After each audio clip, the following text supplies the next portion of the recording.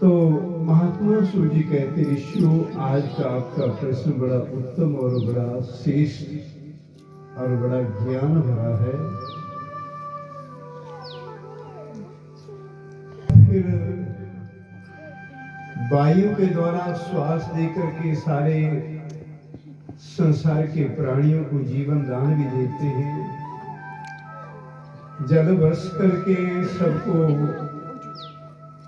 अन्न की वृद्धि और तृप्ति करते हैं, तथा सब कलयुग में पाप और अत्याचार व्यभिचार बढ़ जाता है तो कुछ समय के लिए सृष्टि को समाप्त भी कर देता। और हे ऋषियों, ये सतयुग और कलयुग पहली बार नहीं आया, इससे पहले भी 27 बार आ चुका। अब हम आप जो आज इस कलयुग में आए हैं, तो ये कलयुग जो है वो 28वां बार, अष्टाविस्तितमे कलयुगे 28वां बार ये कलयुग चला है। तो इसमें 27 बार पहले ये कलयुग बदल चुका।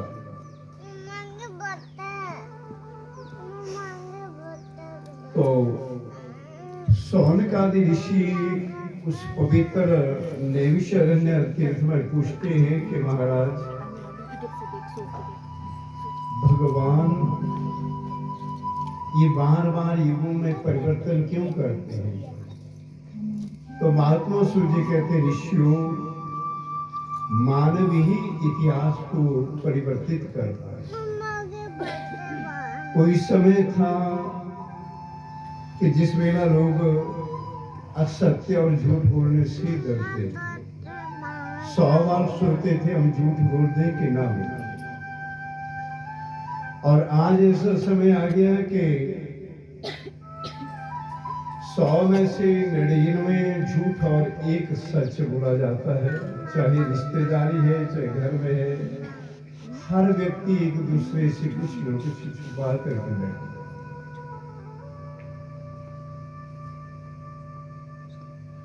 तो उस वेला फिर कलयुग की आयु तो वैसे 4,32,000 वर्ष है, परंतु जब पाप और अत्याचार बढ़ जाता है तो उस वेला भगवान सृष्टि को विराम दे देते हैं। विराम कैसे देते हैं? जैसे मार्च 2020 में कोरोना महामारी पड़ी थी, उस वेला ना जाने हमारा आपका कोई पुण्य था जिस वजह से बच गए। तो भगवान जो चाहे वो हो सकता है। तो इस प्रकार जब कलयुग में सृष्टि को विराम देना होता है भगवान ने, तो उस वेला अकाल पड़ता है, 100 वर्ष तक वर्षा नहीं होती। और जैसे बरसात के खडनालों के जीव जंतु जो है पानी सूखने के बाद तत्काल समाप्त हो जाते हैं, वैसे सृष्टि समाप्त हो जाती है। कुछ एक पुण्य आत्माएं बचती है, उस वेला महाप्रलय होता है, जल बरसता है। उस वेला सारी सृष्टि जो है छलमग्न हो जाती है।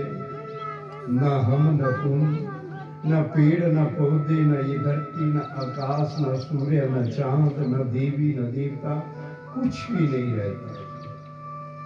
अंधेरा ही अंधेरा हो जाता है।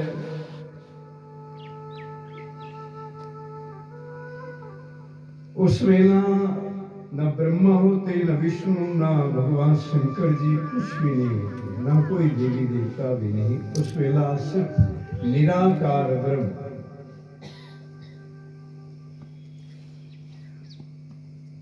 ओंकारं बिंदु संयुक्तम नित्यम ध्यायन्ति योगिना। ओम के ऊपर जो बिंदु है, आज के कथा का विषय थोड़ा कठिन है, परंतु हमारे सनातन हिंदू और